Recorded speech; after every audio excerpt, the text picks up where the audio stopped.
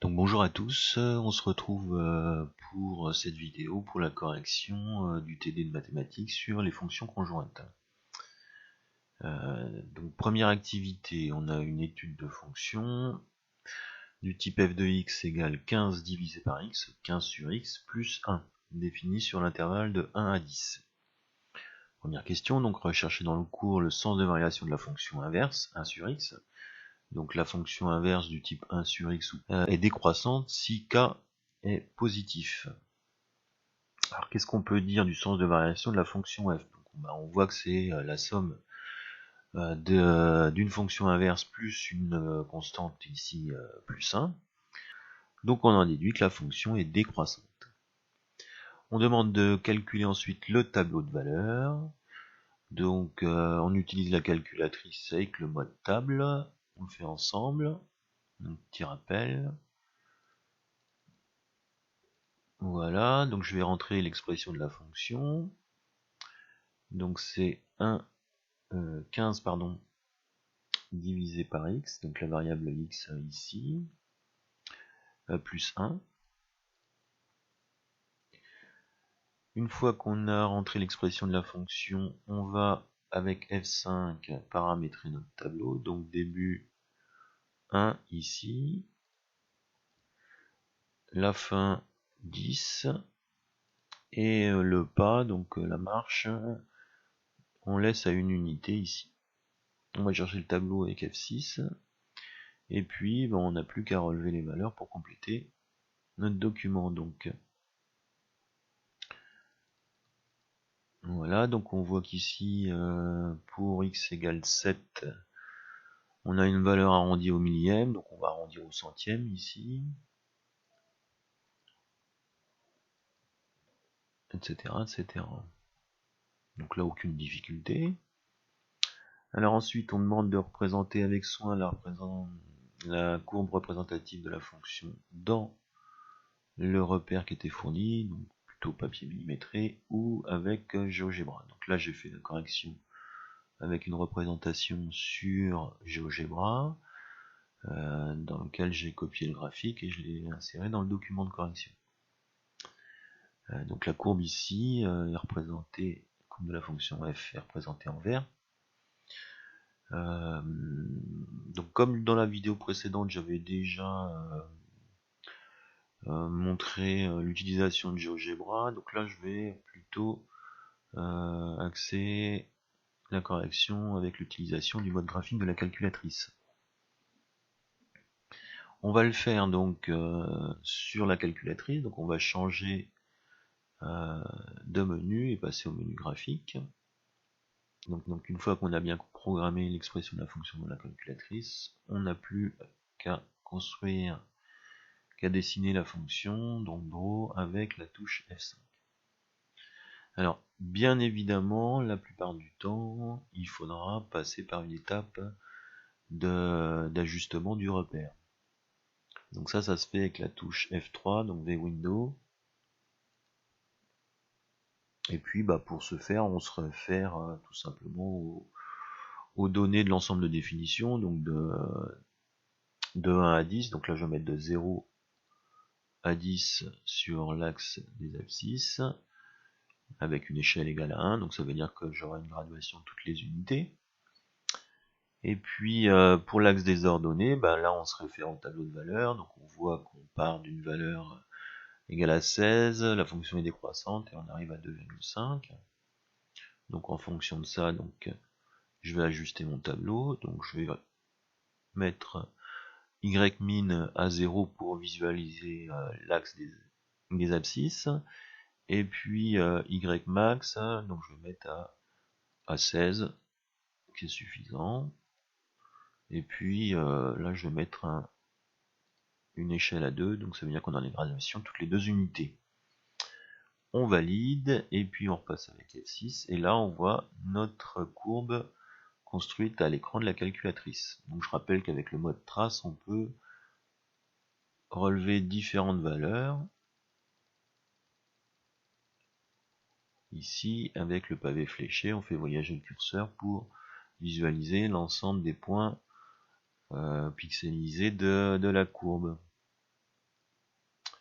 Voilà. Donc ça c'est quelque chose que vous devez maîtriser parfaitement, arrivé à votre fin de classe de première. Ensuite, donc on demande de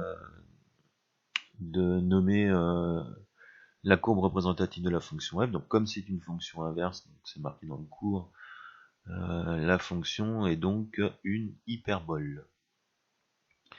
On demande ensuite de construire la droite d'équation y égale 4,5. Donc ça veut dire que quelle que soit la valeur de x, y sera égal à 4,5. Donc c'est cette droite qui est parallèle à l'axe des abscisses et qui passe par l'ordonnée 4,5. Et puis on demande de résoudre graphiquement l'inéquation 15 divisé par x plus 1 strictement inférieur à 4,5. Donc je reprends la calculatrice et puis je vais construire la droite y égale 4,5, donc je vais la mettre en y2.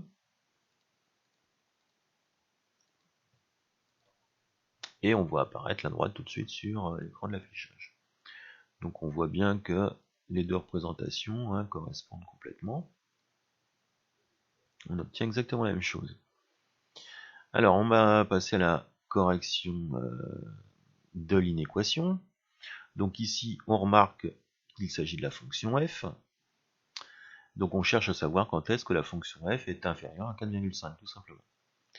Alors résoudre graphiquement l'inéquation f de x est strictement inférieur à 4,5, en fait c'est déterminer toutes les valeurs de x pour lesquelles la courbe sera en dessous de la droite. Alors pour ce faire, on va devoir déterminer les coordonnées du point d'intersection de la courbe avec la droite. Donc si on travaille sur une lecture graphique, le point d'intersection, on va le repérer le plus précisément possible avec les outils dont on dispose, c'est-à-dire sur GeoGebra c'est très facile. Si on fait le graphique main levée en manuel, donc on va être tributaire de l'échelle du papier millimétré. Et puis donc on fait une lecture la plus précise possible. Donc les coordonnées de i, donc en abscisse on doit trouver à peu près 4,3 et en ordonnée 4,5 puisqu'il est sur la droite. Donc on repère i égale 4,3, 4,5 en ordonnée. 4,3 en abscisse, 4,5 en ordonnée. Alors je vous rappelle comment on peut déterminer sur la calculatrice l'intersection ici des deux fonctions, donc de la droite et de l'hyperbole. On accède au menu de calcul graphique F5, Gsolve, et puis on a le menu des différents outils ici, donc très intéressant à exploiter. Voilà, donc là on appelle une valeur d'ordonnée, une valeur d'abscisse, là c'est pour un calcul d'intégrale, donc ça ne concerne pas trop en classe de première. Donc ici les racines, c'est-à-dire les abscisses des points d'intersection de la courbe avec l'axe des abscisses, la recherche du maximum, la recherche du minimum. Ici ça va être la recherche de l'intersection avec l'axe des ordonnées. Et puis ici, donc on voit par exemple que pour l'hyperbole, si je cherche l'intersection avec l'axe des ordonnées, eh bien je n'aurai pas de solution puisque en fait la courbe ne coupera jamais l'axe des ordonnées, elle va la suivre jusqu'à l'infini. Alors ça on l'a vu dans le cours précédent. Donc je reviens ici. Donc ce qui nous intéresse, nous, c'est l'intersection entre la droite y égale 4,5 et l'hyperbole ici. Donc c'est le menu F5 ISCT, intersection. Voilà, et puis on appuie, ça le fait directement. Donc on a ici notre les coordonnées de notre point d'intersection, donc 4,3 comme je disais tout à l'heure en lecture graphique. L'avantage c'est qu'avec la calculatrice on a une valeur approchée bien plus précise. Donc on pourrait aller par exemple au millième avec 4,286 ou au 10 millième avec 4,2857. Voilà, donc ça c'est un outil à maîtriser aussi pour la suite. Alors donc, si on revient à la résolution de l'inéquation, donc on commence par déterminer les coordonnées du point d'intersection comme on l'a fait par plusieurs méthodes ici, et ensuite tous les points de la courbe dont l'abscisse sera supérieure à 4,3 vont se trouver sous la droite. Et bien effectivement, hein, tous les points de la courbe ici dont l'abscisse est supérieure à 4,3 se retrouvent bien sous la droite dans le graphique. Bah, c'est ce qu'on cherche. Hein. Donc comme la fonction est décroissante, on peut en déduire que toutes les solutions à l'inéquation sont les valeurs qui vont de 4,3 jusqu'à plus l'infini. Alors comme ici la fonction est définie sur l'intervalle de 1 à 10, on pourrait réduire l'intervalle de solution de 4,3 à 10. Donc là c'est un détail pour nous. Petite parenthèse, petit détail ici sur les crochets. Donc ici on cherche à savoir quand est-ce que la fonction est strictement inférieure à 4,5. Donc ça veut dire que pour la valeur 4,3, les deux fonctions seront égales, d'après la lecture graphique, bien sûr, avec l'approximation qu'on a mis en place au dixième. Donc ça veut dire que je vais prendre toutes les valeurs strictement supérieures à 4,3.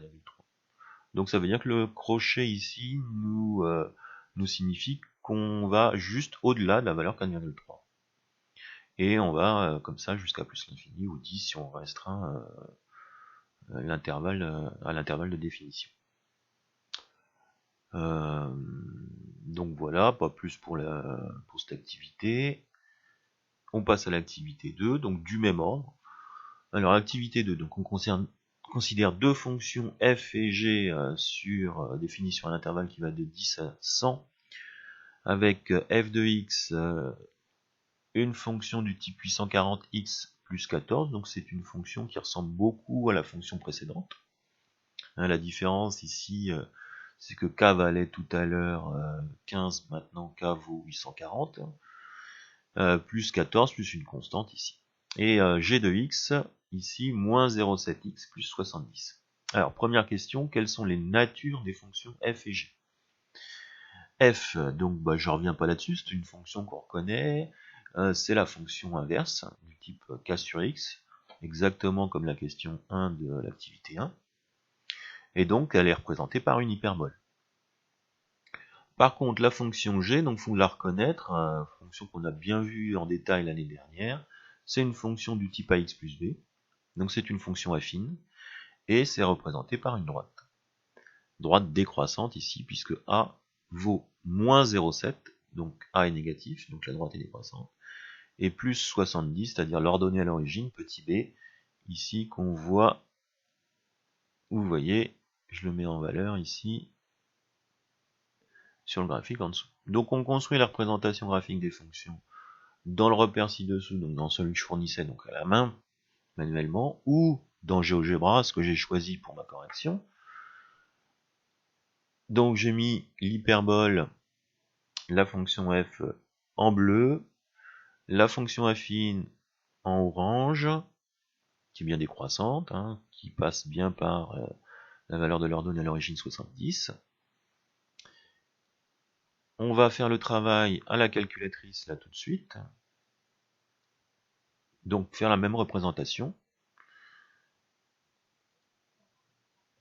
Donc je reste dans le menu graphique. Donc là je vais remplacer mes deux expressions. Donc on a dit 840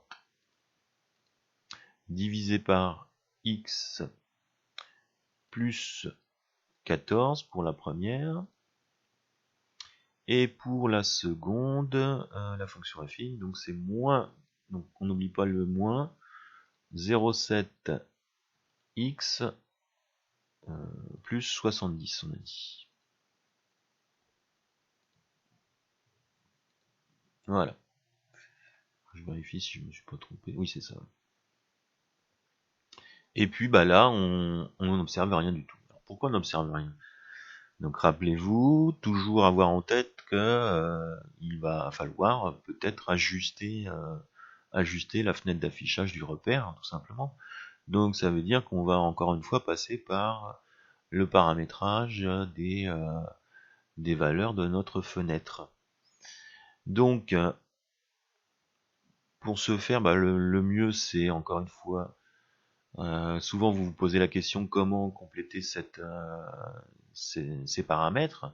Donc il y a deux indices souvent dans les exercices que je vais vous proposer. Hein. C'est premier indice, le tableau de valeur s'il est construit, s'il est demandé.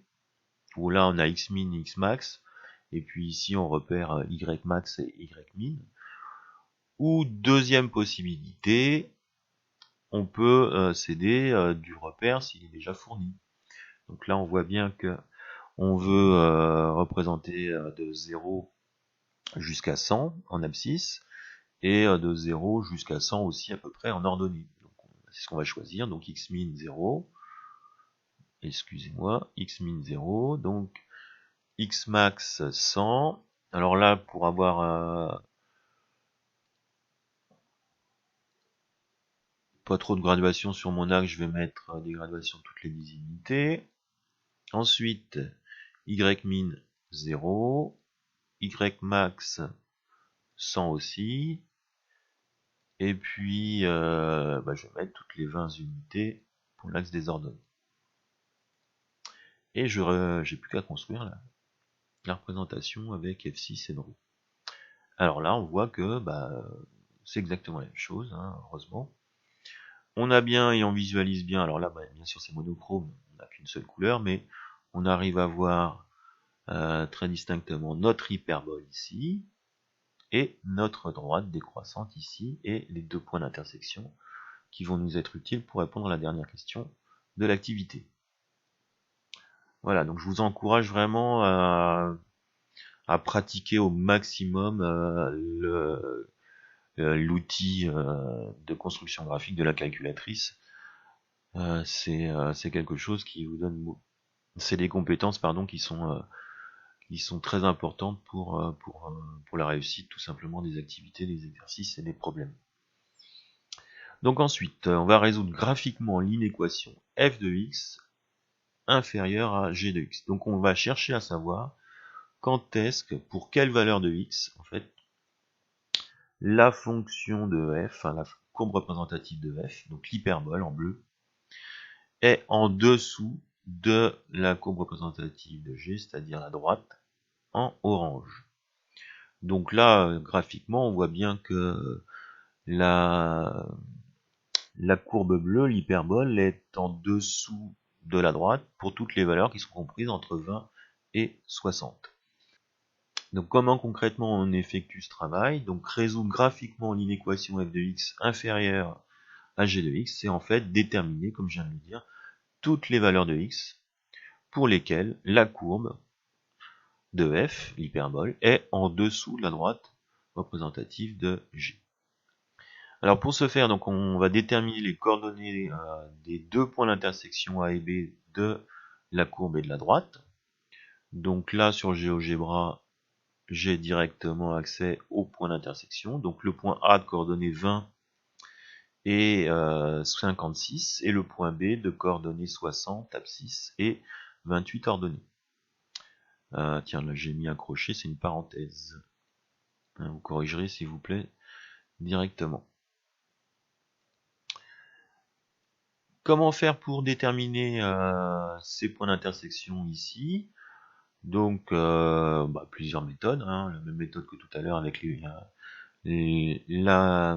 l'outil gsolve, hein, parce que si on utilise la fonction trace, vous voyez bien que l'écran est quand même assez pixelisé et donc on va avoir du mal tout simplement à faire une lecture correcte hein, de ce point d'intersection. Vous voyez que là j'hésite entre ce point et même celui-là.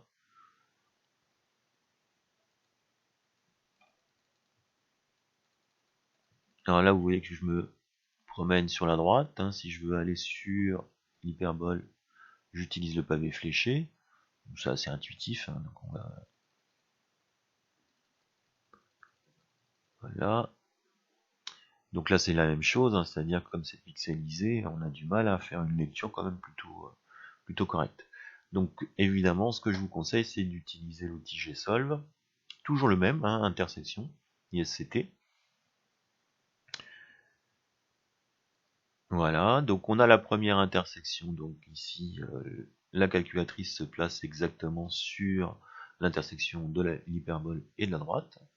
Et puis pour avoir la deuxième, on utilise le pavé fléché tout simplement. Voilà. Et donc on obtient les mêmes résultats.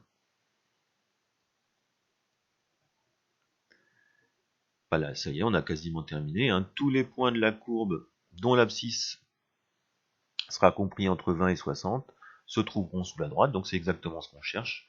On peut en déduire que toutes les solutions à l'inéquation sont l'ensemble défini par l'intervalle qui va de 20 jusqu'à 60. Alors comme c'est une inéquation stricte, hein, c'est-à-dire f de x strictement plus petit que g de x, on va mettre des crochets ouverts sur les deux bornes de l'intervalle. Si on avait eu f de x inférieur ou égal à g de x, on aurait pu évidemment inclure les deux bornes de l'intervalle, hein, 20 et 60, et donc mettre des crochets fermés de chaque côté ici. Donc voilà, c'est terminé pour la correction de ces deux activités. Je vous cache pas que l'objectif ici, c'est aussi, hein, en plus de résoudre ces deux problèmes et de résoudre les inéquations graphiquement, c'est aussi de revoir et de s'entraîner, comme je le disais, avec le mode graphique de la calculatrice. Voilà, donc à bientôt pour la suite.